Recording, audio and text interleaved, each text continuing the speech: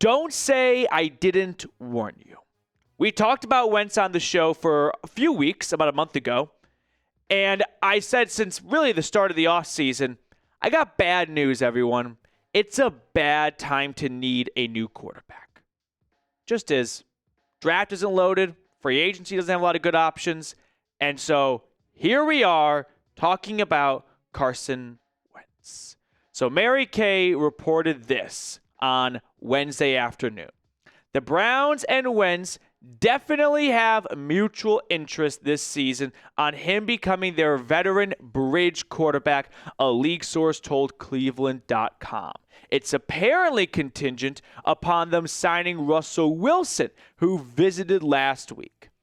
I think we can all agree that this is not something anyone is doing somersaults for. Carson Wentz is not a needle mover for me. The last 4 years, he's been either a backup or a bad starter. Backed up the Chiefs a year ago, the Rams before that. He was with the Colts and the Commanders from 2021 to 2022. Former second overall pick who, ironically enough, the Browns passed on. Remember, they let the Eagles come up and get Wentz, and maybe a decade later, he ends up joining the Browns after all. Now, with the Eagles, that's where we know him best from, and he had some really good years. If you have any Eagles friends and you ask them about Carson Wentz, they're going to say, man, that 2017 season, 13 games, he was an MVP. I don't think that guy's here anymore. I think the confidence got shattered with Jalen Hurts, and then it really started to spiral when he got benched in Washington, and he let the postseason slip away in Indianapolis at the end of the season.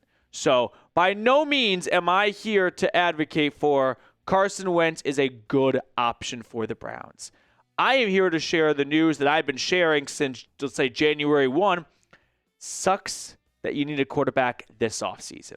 Sometimes it's good offseason to need a quarterback. Sometimes the draft is loaded. Sometimes there's some good free agent options. Not the case this year. So if that is the case, my mindset then turns to, if it's not a good time to get a quarterback, let's not spend drastically more for quarterback A if they are marginally better than quarterback B, who is much cheaper. In these two instances, that could be the difference between Carson Wentz and Russell Wilson, or Carson Wentz and Kirk Cousins, because I think Wilson and Cousins are better than Wentz. Are they so much better that you should give Russell Wilson 2 years, $40 to $45 million? Remember, Justin Fields just got 2 years, $40 million from the Jets. I would think that Russ wants more than that. And he might get that from the Giants, who are so desperate to find an immediate starter to help them win before Joe Shane and Brian Dable get fired. I don't get that same desperation vibe from Andrew Berry and Kevin Stefanski. So if it starts to become a little bit of a pissing match between Cleveland and New York, I hope New York wins it, because I don't think Russell Wilson is so much better that you should give him 2 years, $50 million, whereas Wentz you could sign for 1 year, $5 million. Isn't that what he got last year from the Chiefs? Maybe $6 or $7 million. Same goes for Kirk Cousins. I think Kirk Cousins is going to be a better quarterback than Carson Wentz, but is he so much better that you give up a good amount of draft capital for him? Probably not.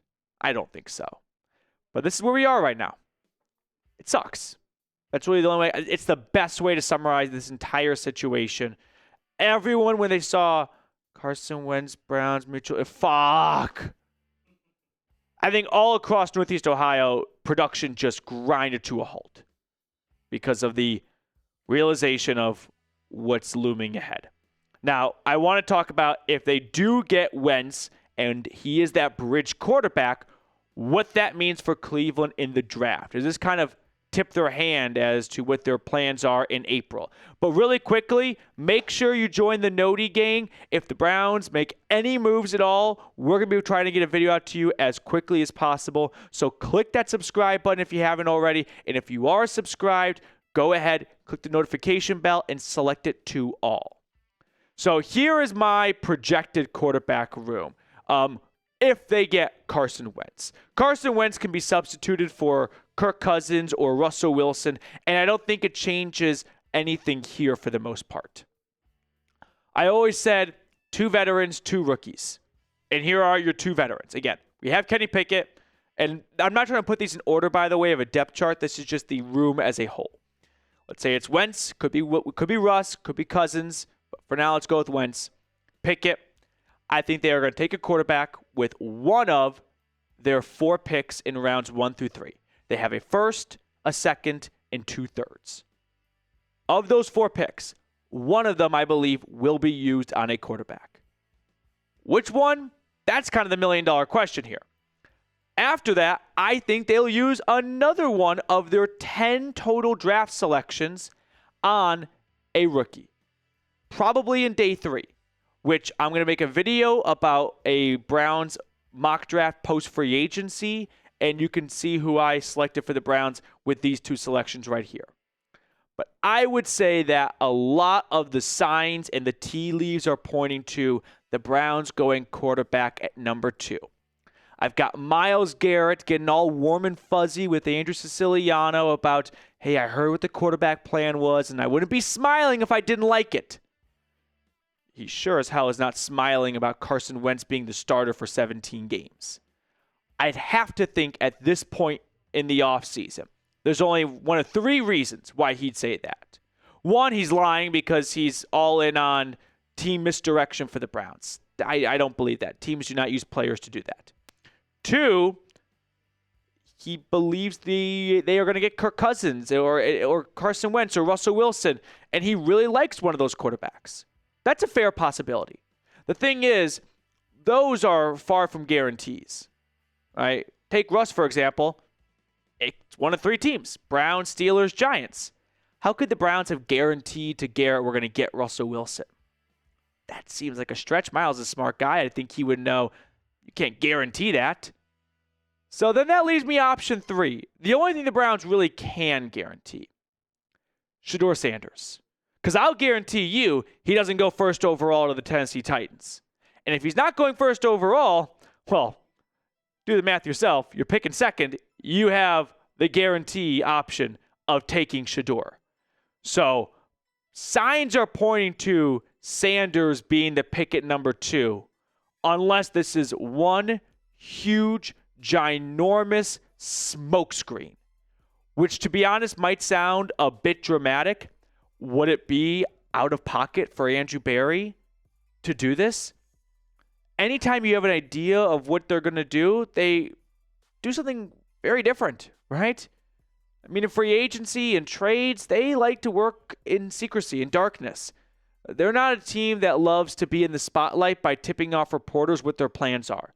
Like the Cowboys like to do that. For example, the Cowboys said, "Ooh, we want Cooper Kupp." No, they were never actually in on Cooper Kupp in my eyes, but they wanted their fans to think we're in on Cooper Kupp so that people would stop being so mad at Jerry Jones for not making any moves. That's not really the Browns' MO. They don't do stuff to try and appease the fan base by putting false things out to the media.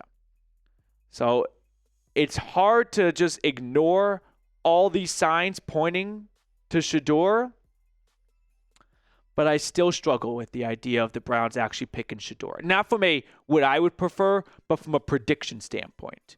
And I'll talk about that more in a second here. But make the pick for me if you haven't already. Shedeur Sanders or Abdul Carter at number 2 for the Browns. So, one last thing I want to say, Reed, on Shedeur.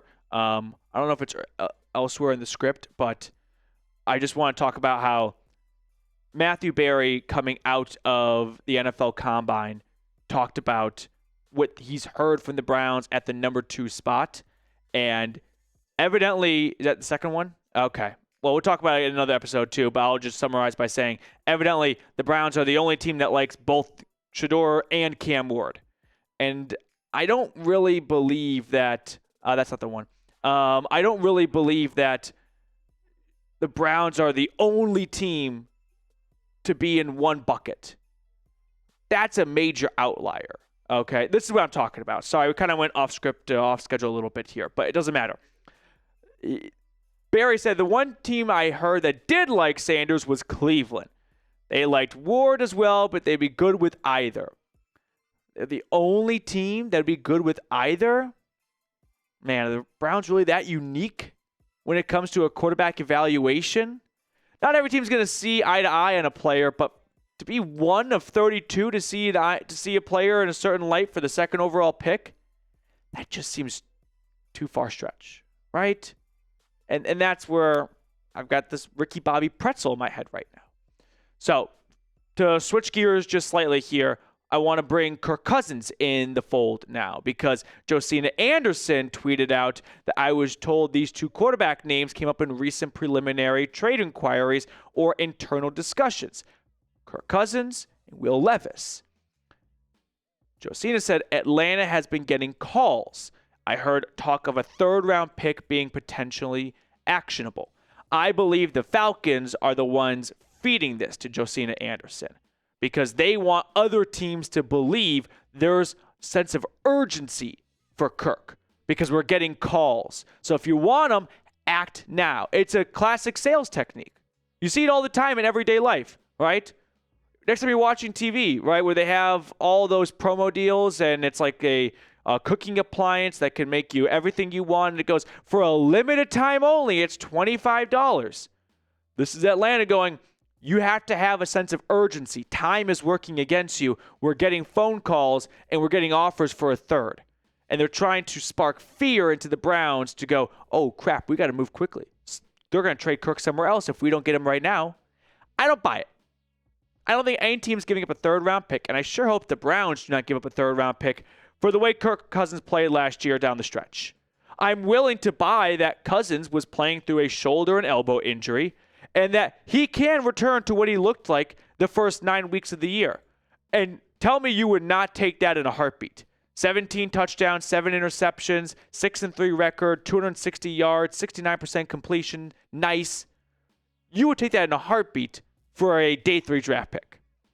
But round 3, that's a little bit too valuable to risk on someone who's coming off in the last 18 months, Achilles, shoulder, elbow, both to the throwing arm injuries. And the financial implications of what you take on from his contract, whatever that number may be. I'm not doing it for a third. Day 3 pick? Yeah, sure. I'll sacrifice. If the Browns are willing to sacrifice a 5th for Kenny Pickett, I'll sacrifice a day 3 pick for Kirk. Day 2, I'm out. So knowing that the cost for these two quarterbacks are very different, which one would you rather have? Say Carson Wentz on a 1-year, $7 million contract, or Kirk Cousins on probably a reworked 1-year deal and some draft capital given up.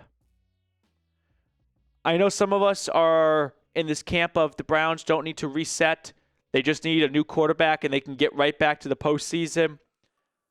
I've kind of drifted away from that camp, and I'd love for someone to yank me back there. But the lack of a run game, the defensive regressing, I don't know if Kirk Cousins for 1 year is really going to move the needle with the win marker as much as we like to think it would be. So I'd probably pick the cheaper Carson Wentz option and just embrace the Browns being the Browns. And, yep, that's another random Browns quarterback.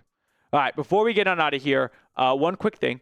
Over at Fanatics, they're having a 70% off sale right now for stuff like this, a Brownie the Elf hat. They also got plenty of other gear, so if you'd like to get it, go to chatsports.com/CLE hat. I put that link in the comments and description of today's video. They have more than just this hat, t-shirts, stuff like that, so check it out. Go to chatsports.com/CLE hat to support the channel.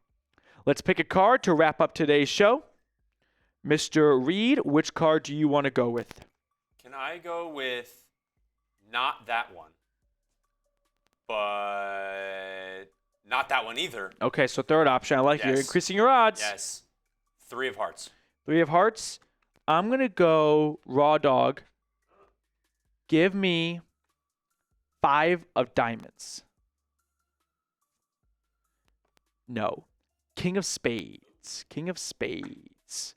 That's going to do it for us on today's show. Thank you guys so much for tuning in. Hope you enjoyed the episode. If you did, consider liking the video before you leave.